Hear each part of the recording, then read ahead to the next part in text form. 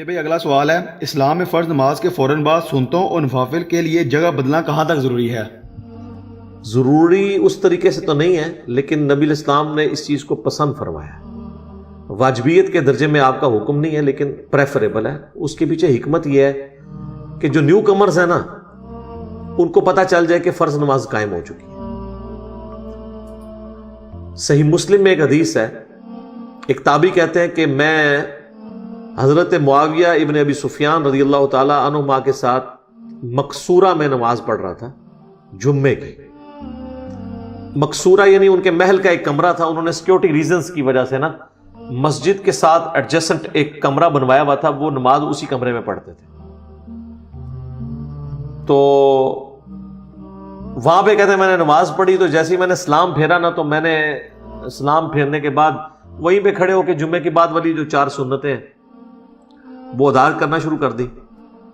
تو جب میں گھر چلا گیا تو میرے پیچھے حضرت معاویہ نے ایک قاصد بھیجا، اور انہوں نے کہا کہ یہ جو تم نے آج عمل کیا ہے نا، یہ آئندہ نہ کرنا، کیونکہ اللہ کے نبی علیہ السلام ہمیں منع فرماتے تھے اس بات سے کہ ہم جہاں پر فرض نماز پڑھیں وہیں پر اسی وقت بغیر کسی سے گفتگو کیے ہوئے اور بغیر وقفہ کیے ہوئے، بغیر جگہ بدلے ہوئے نفلی نماز یعنی سنت مؤکدہ پڑھنا شروع کر دیں۔ اللہ کے نبی علیہ السلام اس سے ہمیں منع فرمایا کرتے تھے۔ تو اچھا، اس سے ایک یہ بھی بات پتہ چلی کہ انہوں نے ایٹ دا اسپاٹ ان کو نہیں روکا۔ بعض اوقات نیگیٹو سائیکالوجی ڈیولپ ہو جاتی ہے، پیچھے سے بندہ بھیجا کہ آندہ یہ کام نہ کرنا۔ تو یہ ایک بڑا اچھا طریقہ ہے کسی کی غلطی پر اسے متنبع کرنے کا۔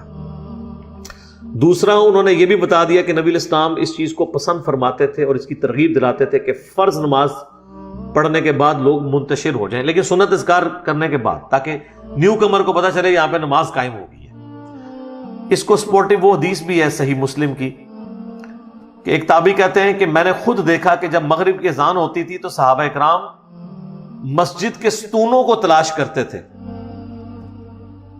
تاکہ مغرب کے فرض سے پہلے 2 رکعتیں پڑھ لیں۔ وہ ستونوں کو اس لیے تلاش کرتے تھے سترا ہو جائے، آگے سے کوئی گزرے نہ، ٹھیک ہے۔ اور کہتے ہیں کہ اس کثرت سے لوگ پڑھتے تھے مغرب سے پہلے 2 نوافل کہ اگر کوئی نیو کمر مسجد میں آتا تو وہ یہ سمجھتا تھا کہ یہ فرض کے بعد والی 2 سنتیں پڑھ رہے ہیں۔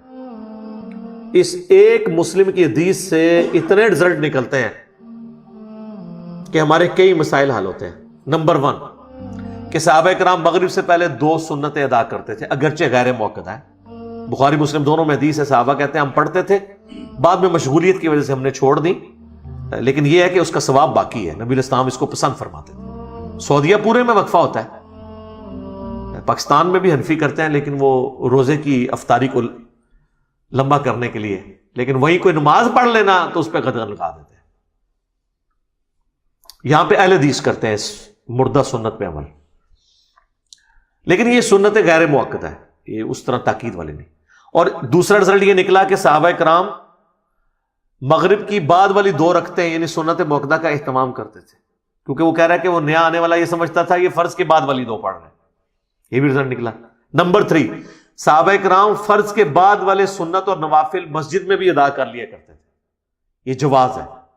ویسے تو حدیث ہے مسلم شریف میں کہ مرد کی سب سے افضل نماز فرض کے بعد وہ ہے جو اپنے گھر میں آ کے پڑھتا ہے، اور بخاری مسلم میں حدیث ہے نبی علیہ السلام جو سنت موقدہ ہیں 12 یہ اپنے بیویوں کے حجروں میں جا کے ادا کرتے تھے، مسجد میں نہیں کرتے تھے، لیکن جواز موجود ہے کیونکہ اس میں وہ کہہ رہا ہے کہ وہ سمجھتے ہیں کہ بعد والی کر رہے ہیں۔ نمبر 3 یہ رزلٹ نکلا کہ صحابہ کرام علیہم رضوان جو ہے وہ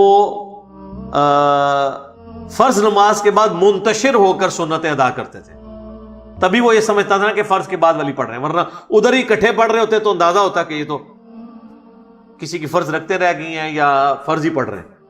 کہ جو جگہ آپ بدلیں ضرور، لیکن جگہ بدل کے آپ ایسی جگہ پہ نہ کھڑے ہو جائیں کہ لوگ آپ کے آگے سے گزریں، پھر آپ گناہ گار ہوں گے، ٹھیک ہے۔ اب کئی لوگ ہیں، آپ دیکھیں جمعے کی نماز کے بعد اکثر لوگ تو نکل جاتے ہیں، کئی لوگ گھر جا کے سنت پڑھتے ہیں، ظاہر سنت بھی ہے، تو وہ جو آخری صفوں میں ہوتے ہیں نا وہ سیدھا کھڑے ہو کے سنتیں پڑھنا شروع کر دیتے ہیں۔ اب جو بیچارے نکلنے والے ہیں وہ پریشان ہو جاتے ہیں، یار انہوں نے کدھر سنت نیت کر دی، تو آپ کو اتنا سنتیں پڑھنے کا مسجد میں ہی شوق ہے نا، تھوڑی دیر انتظار کریں، اگلی صفوں والے نکل جائیں پھر آپ سنت ادا کریں، ادروائز کسی سترے کے آگے کھڑے ہو کے کریں تاکہ آگے سے لوگ گزر سکیں، ورنہ تو پرابلم کھڑی ہو جائے گی۔ اور اس میں آپ کو بتاؤں گناہگار آپ بھی ہوں گے، کیونکہ آپ نے ایسا موقع فراہم کیا کہ لوگ آپ کے آگے سے گزرے. آپ نے کیوں کیا ایسا؟ اب شکر الحمدللہ مساجد کے اندر ستروں والا اہتمام شروع ہوا ہے, اور کوشش کریں جگہ بدل کے ہی نماز پڑھیں, کیونکہ جس جگہ پہ آپ نماز پڑھیں گے یہ آپ کی قیامت والے دن گواہی دے گی آپ کی اس نیکی کی, اور سنت بھی ہے. البتہ اگر کوئی شخص جگہ نہ بھی بدلے گناہگار نہیں ہوگا. یہ حکم فرضیت یا واجبیت کے اس میں نہیں ہے, بلکہ لوگوں کو متنبع کرنے کے لیے. بعض لوگ اس کو بڑا اسٹرکٹلی فالو کرتے ہیں, بلکہ ایون ہمیں تو یہاں تک ای میلز آئیں کہ جو اسلامی بہنیں گھروں میں نماز پڑھ رہی ہیں تو اب وہ جہاں انہوں نے فرض کے لیے مصلی بچھایا تو اب سنتوں کے لیے مصلی دوسری جگہ جا کے بچھائیں. وہ یہ بھی سمجھ رہے تھے جگہ بدلنا, وہ جگہ بدلنے کے پیچھے حکمت یہ تھی. آپ اس حکمت کو تلاش کریں جو حکمت بیان ہو رہی تھی. تو اسلامی بہنیں جہاں پہ پڑھ رہی ہیں وہیں پڑھتی رہیں, ان کے لیے جگہ بدلنا ضروری نہیں ہے. یہ تو مساجد میں جہاں پہ کمبائنڈ نماز ہے تاکہ نئے آنے والوں کو پتہ چل جائے کہ فرض نماز کا پروٹوکول الگ ہے اور سنت نماز کا الگ ہے, تو وہ بھی جماعت کے ساتھ. یار گھروں میں تو جماعت اس طرح نہیں ہو رہی ہوتی. پھر بھی اگر آپ کو شوق ہے تو آپ ضرور جگہ بدل لیں.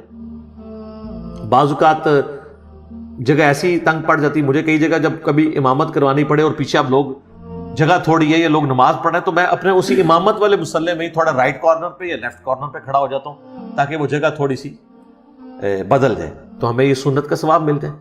تو یہ ایک پریفریبل چیز ہے, لیکن یہ ایسی چیز نہیں ہے کہ اس کے اوپر آپ جو ہے نا لوگوں کے اوپر فتوے لگانے شروع کریں. ٹھیک ہو گیا جی؟ جزاک اللہ.